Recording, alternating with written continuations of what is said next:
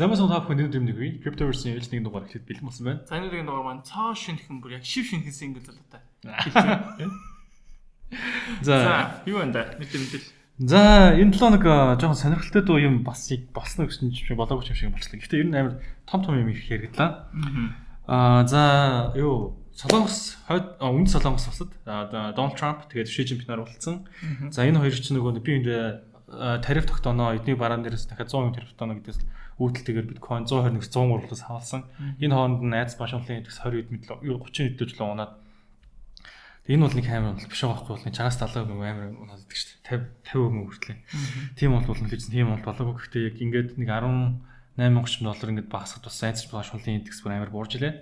За тэрийн нэг уулзалтаа гарах үр нь юу байсан бэ гэхээр за ямар ч тач чинь тариф мэрэ болоод энэ хамдаж ажиллана гэдэг хүлээлттэй байсан. За тэгээд тэр хүлээлтийн дагуу бас басан юм шиг байлээ. За Дональд Трамп бол уулзахаа өмнө бол за бидний нэлээдгүй зүйлээр бас санал нэгдсэн. Тэгээд энэ уулзалтаас нэлээдгүй нэмээд санал нэгтгэхээр уулзж байгаа гэдэг зүйлийг ярьсан байгаа. Тэгэхээр энэ бол одоо Трамптаас зовд ихэд бэрх шүү дээ тийм. Тэгэхээр энэ уулзалтууд ерөөсөө анх удаагийн иймэрхүү олон нийтэд хэлж байгаа юм уу биш. Ерөөхдөө бол ер нь тохиолдож байгаа болж байгаа бүтэж байгаа гэж ярьж байгаа шиг яг нөө цагаан ордонд очиж ирэхээр болохгүй бүтэхгүй нэг хэлчихдээ тиймээс авлаад очиж бэлэн л байгаа хэрэгтэй тийм. Тэгээд тухайн мэдэн дээр бол ингэж хэлээ. Ер нь бол Америк гэхдээ хоёр айл айлны дэлхийн эдийн засгийг ингээд нөлөөлөхөөс айгаад энэ бэргээтэй байгаа. Тийм бэргээтэй байгаа учраас энэ дээр угаасаа энийг үргэлжлүүлж бас нэг хямраахгүй хаа гэдэг хүлээлттэй байгаа. За тэг ямшсан уулзалт ингээд болоод өнгөрсөн гайгууд нааштай болсон дүүл юм шиг байлээ. Эсрэгээр Европ төвд харин гой юмнууд болж илээ. За Германы сөрөг хүчин гэж ярих бах. За Alternative for Germany гэдэг ном байт юм байна. За ерөөдөө бол хамгийн гол сөрөг хүчин гэж явж байгаа. За тэгээд эднийхээс болонгууд за Mika гэдэг яваад байгаа. За Mika гэдэг нь бол Movement in Crypto Assets гэдэг ингээд Европ хоёр өрнөж байгаа ер нь крипто хэрхэн зохицуулах вэ гэдэг тийм журам явж байгаа юм байна. За энэ журмыг бол бид нараас дэмжиж болохгүй. Энэ журам дээр ингээд биткойныг бусад койнтой ингээд нийлүүлээд нэгтгэхэд аваад утсан байна. Бидний хувьд бол биткойныг бас энэ чинээс салгаж тусдаа биткойн гэж үзсэн. Тийм. Тэгээд одоо энэгээр явчих юм бол биткойны өсөлт хөгжил болон манай усад үзүүлэх одоо ингээд техник технологи дэвшлийг энэ журмд оруулах юм бол боомлуулнаа. Тэгэд энийг бас ингээд манай парламент хэлцэх ёстой гэдэг саналыг гаргаж тавьсан юм байна. Тэгээд мөн түнчлэн одоо Германы татврын энэ журам яг ингээд ер нь бол криптог тэр цаа биткойныг дэмжих гээд байгаа боловч урт хугацааны энэ зах зээл байх хүмүүст бол энэ эсрэг хортой байна гэдэг зүйлийг ярьсан. За тэр нь ямар журам бэ гэхээр хэрвээ та биткойн шон бус крипто 1 жилийн хугацаанд арилжаад ашиг болох юм бол таны ашигаас 1 жилийн хугацаанд татвар авахгүй. Дараагийн жилээс ч ихлэ татвар авч эхлэнэ гэдэг зүйл ярьж байгаа. Тэгмээд ер нь ингээд сайн юм шиг болож урт хугацааны хоолд урт хугацаанд ийм зах зээл байх хүмүүсийн хувьд бол тийм сайн мэдээ биш байна гэдэг зүйлийг бас ярьсан байгаа. Тэгээд давхар биткойныг одоо ингээд улсын нөөц болгоно гэдэг талаар бас илүү ярилцах хэрэгтэй. Одоо улсын тэр нэг стратегийн хөрөнгөө одоо ямар нэгэн байдлаар санхүүгийн манай санхүү савлаа гэхэд энэ асет маань одоо ингээд тодорхой хэмжээнд буцаад энэ эдийн засгийг дэмжих хэмжээний тийм хөнгөж байх боломжтой учраас тэр талаас нь бас ингээд нэмж өөрчлөлт оруулъя гэдэг саналыг бас сөрөг хүчин гаргаж иж тавьсан байна. Тэгээд нөгөө талд Францад бас ижил төстэй зүйл болсон. За Францын энэ одоо юу гэж Part of Union of the Rights Republic гэж нам байхгүй. Одоо үйлдвэрчлийн нэгдсэн нам ч юм уу тийм юм шиг байна. Тэгээд эднийх болонгот бас нэг гол санал гаргасан. Дижитал евро гэдэг одоо саналчлагыг бол шууд ингээд манайх бол хориглох ёстой. Тэгээд онд нь евротой харамжлагдсан стейбл койнуудыг илүү дэмжих ёстой. Тэгээд энэ хамгийн сүүлхэн бүр амар юм байсан. Юу Halloween мэт юм. Нийт биткойны 2%-ийн одоо ингээд нийт 21 сая биткойн байх гэхэд тэрний 2%-ыг манайх ер нь ингээд улсын нөөцөд ингээд авсан байна гэдэг зөвлөлийг тавьж ажиллах хэрэгтэй гэдэг зүйлийг бас дэвшүүлсэн. За хэдийгээр энэ одоо хэрэгжихгүй тодорхойгүй байгаа ч гэсэн өөр орны улсын одоо ингээд парламент дээр хууль байх дэжний байгууллагын нийт биткойны 2%-ыг манайх авъя гэдэг саналчлаг гаргана гэдэг юмс өөрөө ямар хэмжээнд хүлэн зөвшөөрсөн гэдэг нь яригдж байна. За өмнө нь бол ингээд ловер эрсдэлгээд байсан бол одоо үнэхээр наа чи стратегийн хөрөнгө оруулалт муу юм аа гэдэг нь бас нэг нэлээд хүн байтугай ингээд нэг бурхан аавд байхгүй хууль байх одоо байгууллагууд хүлэн зөвшөөрөд байна жишээгээ зүйл болсон байна. Цагцавраагүй хачаач бурхны мөнгө гэдэг зүйл бас яригдж байгаа юм байна. За өчтөр шөнө бас Fed interest rate-ийн мэдээ гарсан. За ямар ч гэсэн буурна гэсэн хүлээлттэй байсан буурсан. За тэгтээ ямар ч зах зээл төдийлөн айхтар нөлөө бол үзүүлсэн үү гэж харж байна. За өнгө бас айц ба шунлын индекс дээр ярьснаас за өнгөрсөн 7 хоногт 28% нэлээд айцтайсан бол өнөөдрийн байдлаар 34% буюу зах зээл буцаад нэг жоохон дундыг сагсан, төвийг сагсан байдал руу шилжих хандлагатай харагдаад байна да. Тэгээ одоо энэ дээр дэжгүй мэдээ гараад тэгээ үнэхээр Trump таж мэдээлэл хийгээд тавьсан tax max ингээ багасж байгаа бас ингээ цааш тиймэрхүү байдал хандж ажиллана гэх юм бол магадгүй бас маркет төсөх хандлагатай байна.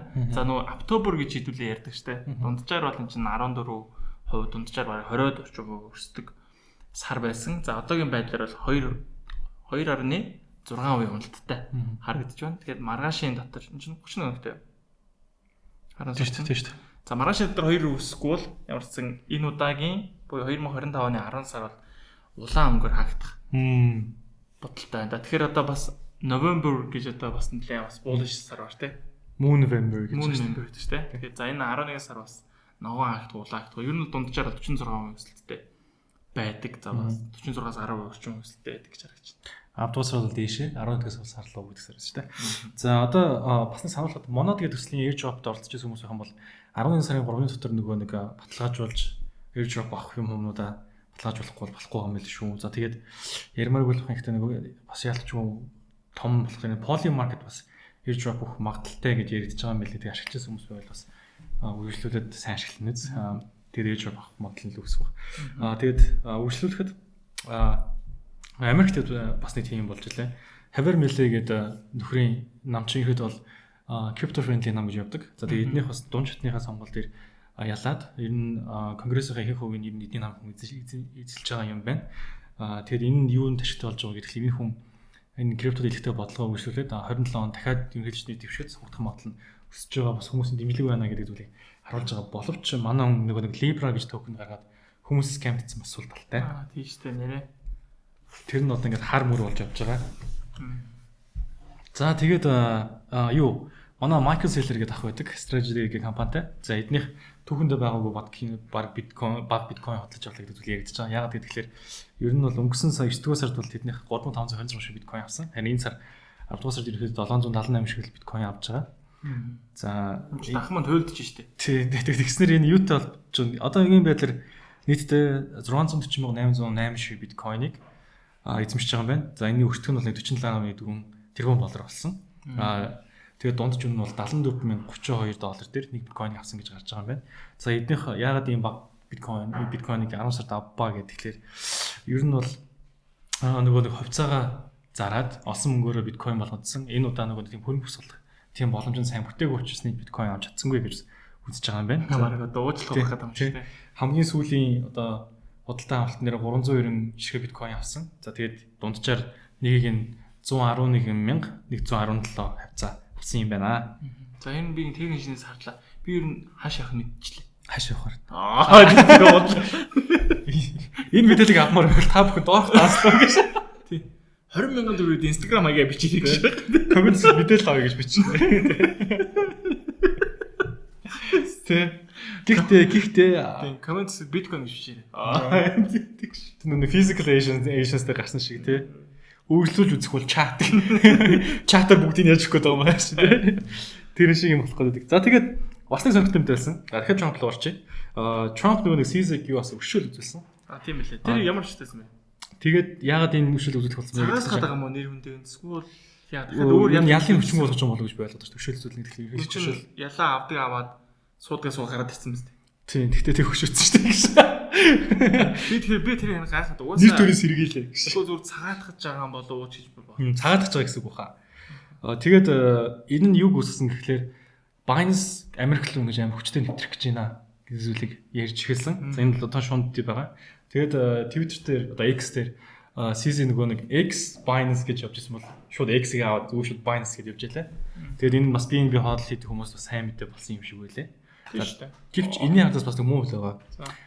Тэгээд CZ-тэй холбоотой нөгөө нэг CZ statue гэдэг нэг meme coin гарч ирсэн. Тэгээд гарч ирэнгуутаа бас нэлийн өсөлтөд $5 хөөж явж байгаа бас 86% хяналтыг үзүүлсэн байгаа. Та CZ тэгээд өөрөө яг нь намайг ингэж бас ингэж те энэгээр meme хийж ингэж хүндлэг үзүүлж чадвал баярлалаа. Гэхдээ энэ meme coin битээ аваарэ. Энийг гаргаж байгаа хүн нь угаасаа миний нэрийг ашиглаад энэ хүчийг дэлгэрүүлж гаргаж байгаа гэдэг чинь угаасаа мөнгө хийх гэсэн хүн байгаа шүү. Тэгэхээр энэ coin-ыг битээ аваарэ гэдэг зүйлийг ярьсан. Нөө CZ дээр бас энэ 2-7 юм дугаар дээр ярьсан хаа нөө BNB ч нөөрөө нөө нэг meme coin market болсон шүү дээ. Тэгээд тэрийг бас нэлээд хүмүүс нэлээд шүүмжлээ харж. Тэн дээрээс өсөж байгаа coin байхгүй баг орсон гарсан coin болгон баг dump хийж унсан байлээ. Тэгээд тэн дээрээс нэлээд нөгөө Twitter одоо хуучнаар Twitter одоогийн X дээр нэлээд олон хүмүүс CZ-ээс бүлэцэлээ л дээ. За эргээд бас нөгөө газар доо явчих тийм нэлээд олон тиймэрхүү. Бас тэргээр нь meme ч юм бас нэлээд үг явсан. Тэгээд дээрээс нэлээд нэр хүнд нуутай маркет болж өөрсөн баг шүү дээ. Pump шиг явна гэж үзсэн хэл та Тий. гэхдээ. Уус копи юм чинь тий. За тэгээд юу басан? Нөгөө нэг USD нэг нөгөө Trump-ийн тэр бас нэг холбоотой тий. Тэрийг авсан хүмүүс бас WLFI гэдэг Welfy гэдгээ бас airdrop-аар өгнө гэдэг зүйл ярьсан байлаа. Би одоо тэр төгнөө суллаж чадаагүй жид надад дахиад ачаа өгч байгаа ба тий. Тэгээ airdrop-ыг суллах хэр дахиад гаргахгүй өстэй. Гүл өнөд гэж шүү дээ. Тэгээд нэр хувьцаа авъя гадаадын хувьцаа авъя гэх юм бол одоо нөгөө нэг дотоодын нэр банкнууд ч юм уу дотоодын банкуудын одоо хариалттай байдаг үнцаас компаниас ирнэ олон улсын юг хувьцааг авах юм шаардлага болсон байлээ. Ondo Finance том мэдээлэлсэн тэрнийг юу гэхээр манайх одоо BNB chain-ээр гарч ирлээ. Ингэснээр та бүхэн одоо ингээд яг бирж дээр ирж байгаа 100 гаруй одоо нөгөө дэлхийн том хувьцаануудыг шууд нөгөө тэнийг токенжүүлсэн coin-ыг нь маа дээрс авч болно гэдэг. Хэрвээ та яг энэ хувьцаа илүү сонирхож байвал Ondo Finance-ийг ороод үзээрэй. Эднийх нөгөө нэг хувьцааг токенжүүлээд гаргацсан coin болсон тэр юмуд байгаа. Тэгэхээр нөгөө нэг үнцаасын компани 100-ийн шимтгэл багтаагаар авах боломжтой байгаа юм биш үү? Ондоо сонирхоод сүүл гэсэн нэлээд сайн байна. Тийм. Ondo Finance гэдэг. Нөгөө өөрийн төлбөрийн телефон оператор бол биш. Skype Finance. Төрүүлж coinжуулна тэрэж мэг. Unicoin тэрсэн тийм. Энэ Ondo уснаж чирсэн. Аим шиг юм баяр хэмжүүлж. За сүүлийн мэдээ авч байна. За сүүлийн мэдээ. Хичнээн одоо нөгөө чиний ярьж байгаа бодлогын хөвөө одоо буураад ерөөхдөө бол крипто үсэх ёстой гэжсэн чинь ETF-ийн мөнгө оруулалтын эсрэгээрээ сүр гарцсан. Буюу 2-7 хоногт ер нь outflow багтайсан чинь өнөөдөрхөн 2 цагийн өмнө өгсөн мэдээгээр болонгууд outflow 470 сая доллартай тэнцэх хэмжээний ETF-ийн outflow BTC-гээс гарлаа гэжсэн. Тэгэхээр энэ нь бас хүмүүс жоохон боломжтой хандж гинүү даа гэдэг хандлага юм шиг байна. Ерөөдөө криптоос мөнгө татах гэдэг юм гэдэг юм. Яг хэлснээр чинь 10 сар жоохон хөндлөлтөй хаагдаад 11 сар ч гэсэндээ чонлолтой эхлэх магадaltaй юм шүү гэдэг зүйл бас ярьдаж эхэлж байгаа юм байна. За ингээд миний хүрх мэдээлэл энэ хүрээд дуусч байна. За ингээд та бүхэн крипто дээр ярьж байсан бол Binance Beach-ийг сонгож арилж байгаарай. За та доор байгаа линкийг бүтээлх юм бол арилж байгаа шин тэтгэлэг 20 өнгөлөх боломжтой байгаа шүү. За мөн манай Forex broker-тэй хамтдаг. За бас доор байгаа линкүүдийн тавьчих тус тусын өөрсдийн давуу талтай тус тусын танд өөрсдийн гэсэн бонусуудыг олгож байгаа. Тэгэхээр зааврын дагуу орж авах боломжтой байгаа шүү. Мэдээж доор байгаа линкийг бүтээлх юм бол илүү урамшуултай гэж ойлгох хэрэгтэй. За мөн бас өөрийн дансарч фондын данс шилмээр iTrade дээр CV6 гэсэн промо код ажиллаж байгаа юм байна шүү. За ингээд араас нь гэдэг тэгээд тахгүй тий. Хэрвээ та эмгийн бүтээгдэхүүн шилдэг болох гэсэн юм. За ингээд тэгэл болгоо шууд орсон. За юу яцхан. За тэгэхээр хэдүүлээ market update хийгээд явчих. За мөн ханшийн таамага нэг сайхан ярьцгаа. За ямарсан биткойн бол миний харж байгаагаар бол за одоо бол хамгийн чухал төвшин дээр ирсэн байна гэж хараад байгаа миний хувьд бол. За магадгүй энэ судалтай авалт хийх юм бол дайггүй байх боломжтой. За яагаад гэвэл маш том таа зулж исэн эргээд спорт зон болж исэн зэг дээр бол одоо ирсэн байна гэсэн. Тэгэхээр эндээс за мэдээж features арилжаа эрсдэлтэйгээ татж байгаа бол магадгүй спотор баг зэрэг худалдаа авалтууд хийвэл дайггүй болов гэсэн бодол бол байна. За daily дээр мэдээж арилжаанд ороход бол нэлийн том хэмжээний данс хэрэгтэй. Тийм учраас daily дээр арилгах шинээр орж байгаа хүмүүс арилжаанд орохгүй байхыг зөвлөж байна. Яагаад гэвэл stop loss-ыг daily дээр ойрхон тавьж байгаа юм шиг боловч баг цагаараа маш том хэмжээний stop loss тавьчихдаг. За магадгүй нэг иймэрхүү 15 метр орвол за нэг иймэрхүү trading plan бол надад бол байна. За энд нэг иймэрхүү паттерн үсдэг. За хэрвээ энэ bullish паттерн дээшээс сэтэрчих юм бол сэтэрэлтэн дээр entry ороод за stop loss-ын жижигхэн bearish bullish паттерныхаа доор нь тавьж өнсөх. Тэгэхээр энэ dotly weak буюу 106 200 106 300 гэсэн төвшинээс доош байгаа буюу за паттерныхаа доор stop loss-о тавьж өгөө дээшээгээ long арилж байгаа шалгаж болохоор харагдаад байгаа надад. За би бол ойрын хувьд бол нэг иймэрхүү long арилжааны төлөвлөгөө бол надад бол байна. За мөн 4 цагаараа харуул за ихтэй энэ паттерн нэлээ олон стрээд буцаж ороод нэлээд заваарчлаа л та. Ерөнхийдөө бол энэ хүртэл аягүй гоё ажиллаж байсан л та. Энэ дэше нэг fake out яваад дахиад эндээсээ support audition цэцэрсэн. За энэ стрэлтийг бол анилын дэше сайн авч болсон чинь бас Америкт хоёр манаас учраа олж өгөхгүй байна. За түүнтэй холбоотой худалдааны дан гэдэг асуудал нэлээ хурцдмал байгаа учраас за эндээс л нэлээ паттерн гоё үүсч өгсөнгүй нэлээ өндөр савлгааны хөдөлгөөнд бол нэлээ энэ дээр орж ирлээ. За одоо харин биткойныг ингээд харах юм бол ерөөсөл уг нь маш тайж харагдаад байна.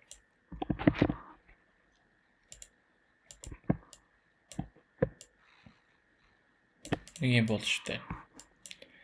За энэ сэвэрхнээр харах юм бол иймэрхүү тааз байлаа. Тааз болчихсон цэгээс дэшээс төрлөө. Буцаж орж ирэхдээ буулж маягийн паттернтай орж ирсэн. Тэгэхээр магадгүй эндээс дэшийг огцом өсөдлгөө ийш дахиж орж магадгүй гэж харж байна. Тэгэхээр энэ импульс хөдөлгөөн ийш орж магадгүй гэж харж болно. За эсвэл бүр томоор нарыг гэх юм бол эндээс орж ирсэн импульс хөдөлгөөн за импульс correction импульс гэж орж магадгүй. Тэгэхээр бас нэлээд өндөр өсөлтийн хөдөлгөөн харагдаад байгаа. Яг зах зээл нэлээд эрсдэлтэй байгаа учраас өндөр өсөлтийн хөдөлгөөнийг харахад болж байгаа хэцүү. За бүр яг энэ доотлын импульс хөдөлгөөн дэше орж ирнэ гэж тооцоолох юм бол 143 гэсэн төвшинлөө баг харж болохоор харагдаад байна. Тэгэхээр одоохондоо бол яг зах зээлийг тийм ч амар өөдрөгөөр төсөөлөх хэрэггүй болчиход байна. Яг бол Хятад Америк хоёр очроо олоогүй байна те. Энэ одоо эцэлэгтэйг эхний байдлаар л яг түр намжицсан байгаа. За харин дараагийн уулзалтуудаараа зөвхөн харилцан тохиролцоод хайрлалтаа вин байдлаар шийдвэр гаргах юм бол за мэдээж зах зээл өсөлтийн орон руу бол орж эхлэх болов гэсэн бодолтой байна. За яг нэг сайн мэдээ байгаа бодлогын үе бол буурсан байгаа. За бодлогын үе буурсан байгаа учраас за магадгүй зах зээл дэшээ тэлэх өргөжих бас бүрэн боломжтой гэж хараад байгаа. За USD dominance хэвд ингээд харвал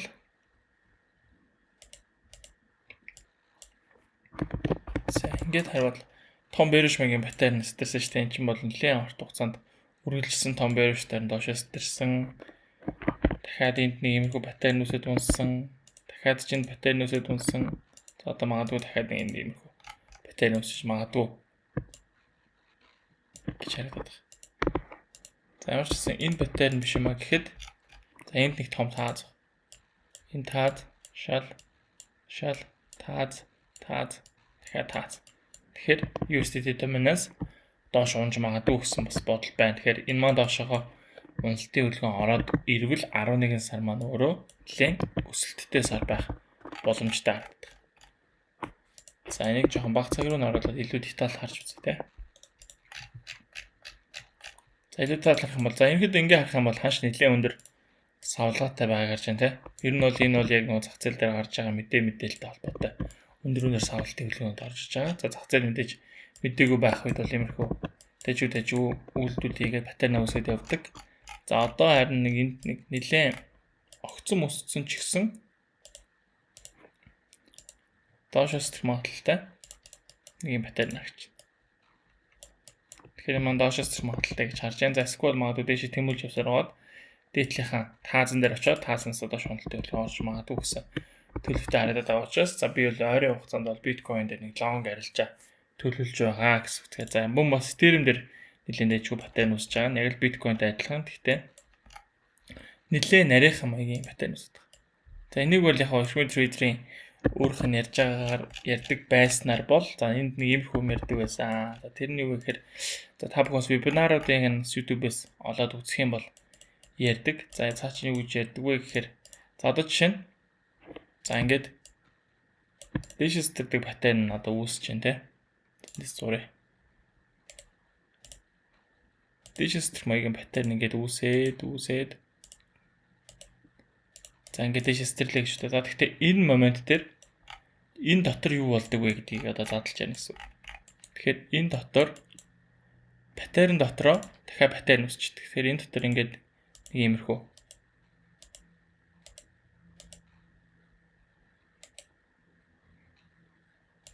ингээд дэшээс төрсэн паттерн үүсдэг гэж. За энэ паттерны болохоор за бас нэг дэш нэлээд сайн явдаг паттерн гэж ярьдаг. За энэ паттерн байна. Дахиад энд үүсэхдээ дахиад ийм паттерн үүснэ гэсэн үг шүү дээ. Дахиад уналтын паттерн үүснэ. Паттерн дотор паттернууд дээр явах юм бол за энэ маань өөрөө нэлээд нарийнхан үүсэж хагаад бас огцом хөдөлгөөн үүсгээд байдаг. Тэгэхээр энэ паттернууд дээр бас арилжаах боломжтой гэж ярьдаг. За мөн бас нөгөө нэг дахиад оролт байна гэх юм бол эндээс доо харж хагаад ад паттерн дээрээс нь оролт их боломжтой. За иймэрхүү байдлаар олон боломжуудыг бол гаргаж ирээ зүй тогтлыг нь ажиглаад эхлэх юм бол байх боломжтой. За одоо эндээс жишээ нэг харах юм бол за энд нэлээд юм нэрхэн паттерн үүсээд за эндээс доош уналтын хөдөлгөөн орж ирсэн байна. За эндээс нэг иймэрхүү triangle маягийн паттерн үүсээд дэшээс төрсэн байна гэх юм. Тэг энгийн байдлаар харж болно гэсэн. Тэгэхээр одоо яг энэ дээр нэлээд жоохон царай муутай харагдаж байна л да. За 15 метр харвал үндсэн таа зүд энэ за эндээс л авчдаг.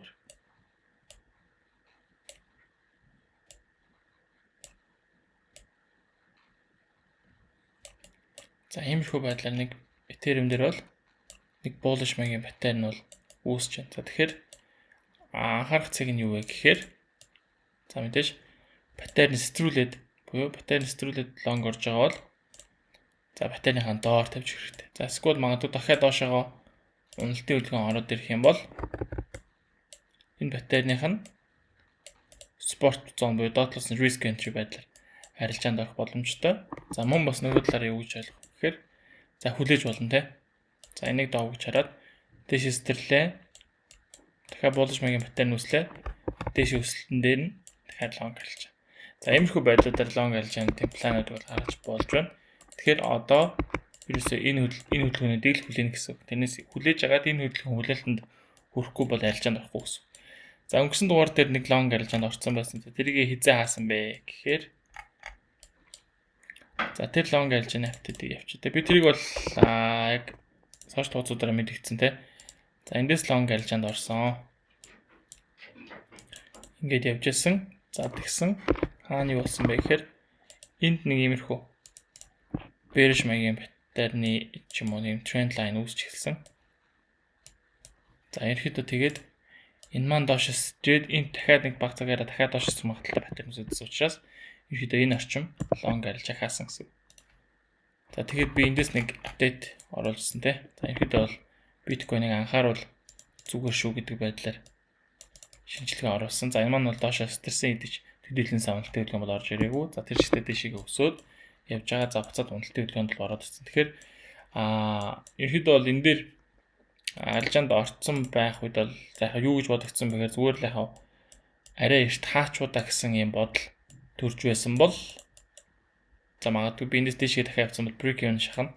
Break even шахсан бол за магадгүй эндээс ямар ашиггүй буюу зүгээр тэг алдагтай гарах магадaltaй байсан. Тэгэхээр өнөөдөр баг энэ дээр гарсан нь баг онсон зүйл болсон. За тэгэхээр одоо дахиад ч биткойнийг энэ хавцанаас long арилжаанд орох боломжийг бол бид өгөөд байна гэж харж байна. За одоо энийг хараа. Энэ дээр бас дэжгүй гоё паттерн үүсэх магадaltaй гэж тэ. Баг цагаар. За энэ 5 метр одоо хоноо иймэрх юм үсээ зурж иж магадгүй. За 15 метр нь харж агаад. За энэ паттерн гоё дүүрээд эхлэх юм бол энэ орчмоос нь дэшигээ long арилжаа орох боломжтой ч юм уу. За энэ байдлаар харагдаж болж байна. Тэгэхээр ерөнхийдөө бол миний харж байгаагаар бол за эхний байдлаар Америкт хоёр бол тохиолдсон. За тийм учраас магадгүй дараагийнх нь бодлогын бас буурсан. За тийм учраас Америкт эхний байдлаар тохиолдсонд хүрлээ. За дахиад дараагийн тохиолдсонд хүрчих юм бол за маркет магадгүй тэр үеэс дахиад нэг жоохон сэргэлтийн хөдөлгөөн явж яваад за тэгэхээр 11 сарыг бол би нэг жоохон bullish маягийн байж байгаа. За оны төгсөлт яг мэдээж баяр болдог, шинэ жил болдог. Тэр үеийн хүмүүст мөнгө хэрэгтэй болдог учраас нэлээд cash out маяг өдгөөнд 12 сард орж ирэх гэдэг учраас 11 сарыг бол нэлээд bullish 12 сардаа бол буцаад уналтын хөдөлгөөн бол орж иж магадгүй гэсэн юм хүлээлтэх орлого бол надад байна. За тэгэхээр биткойн дээр бол шинжилгээний апдейт trade plan бол иймэрхүү байна. За би нөхцлүүд нь бүрдэх юм бол хэрвээ нөхцлүүд нь бүрдэх юм бол шүү. Сошиал хуудасуудаараа мэдээж шинжилгээгээ хуваалцаад явчаа гэж бодож. За ингээд дараагийн дор уулзлаа. Түр баяртай.